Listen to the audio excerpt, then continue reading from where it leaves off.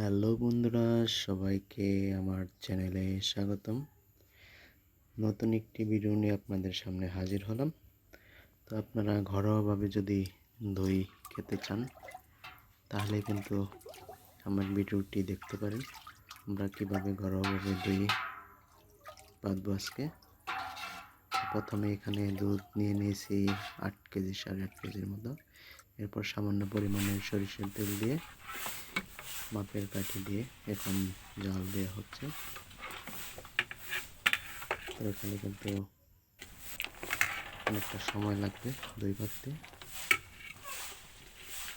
তো সবসময় কিন্তু জালটা যেন প্রচুর পরিমাণে হিট থাকে, আর সেই সাথে খেয়াল রাখতে হবে যেন ভিতরে দুধ না লেগে যায় পাতিলে। সবসময় নাড়াচাড়ার উপরে রাখতে হবে। আমি দই পাচ্ছিলাম আর একটু ভিডিও করে দেখাচ্ছি আপনাদের, যেহেতু গরমে বসে থাকা লাগে। এটা হচ্ছে মাপের কাঠি, দুটি কাঠি রেখেছি, একটা হচ্ছে দুধের মাপ আর একটি হচ্ছে দুধে যে জল দিয়েছি সমান পরিমাণের। তো সেই মাপটা কিন্তু এখন দেখে নিচ্ছি। তো এত তাড়াতাড়ি হবে না, অনেকটা সময় লাগে দই পাততে।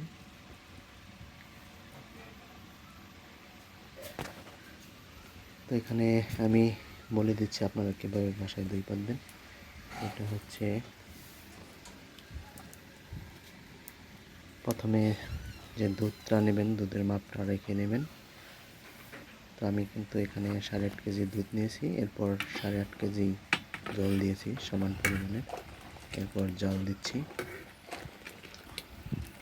আমি 8.5 17 কেজি সব মিলে। এখান থেকে আমি জাল দিতে দিতে আবার 8.5 কেজিতে আনবো। তো অনেকটা সময় কিন্তু লাগবে আসলে। এর মাঝে আমি ফ্যানটা চালিয়ে নিয়েছি, কারণ যেহেতু অনেকটা গরম পড়েছে, গরমে বসা যায় না। দীর্ঘ 4 ঘন্টার মতো কিন্তু সময় লাগে দই পাততে, দই জাল দিতে দিতে। এই চুলোর আঁচটা কিন্তু সবসময় একই পরিমাণে থাকে।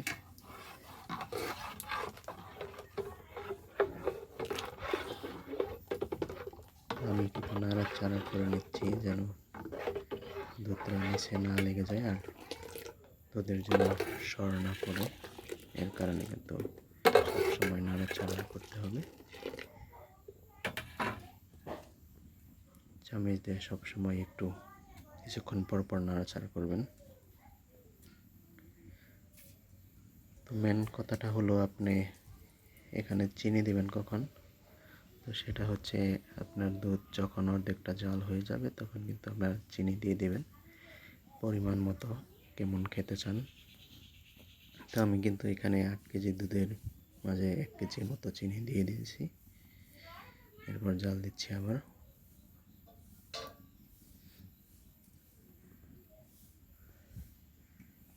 আসলে বাড়িতে এভাবে বসে দই পাততে খুবই ভালো লাগছে।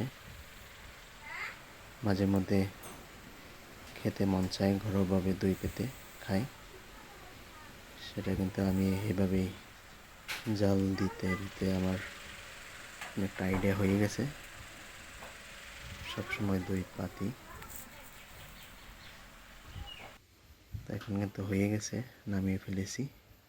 এখানে কিন্তু 8.5 কেজি 8 কেজির মতো আমি রেখেছি। সব মিলে এখন দইটাকে ফেটতে হবে, ঠান্ডা করতে হবে আর নাড়াচাড়ার উপর রাখতে হবে। তো এই হচ্ছে আজকের ভিডিও।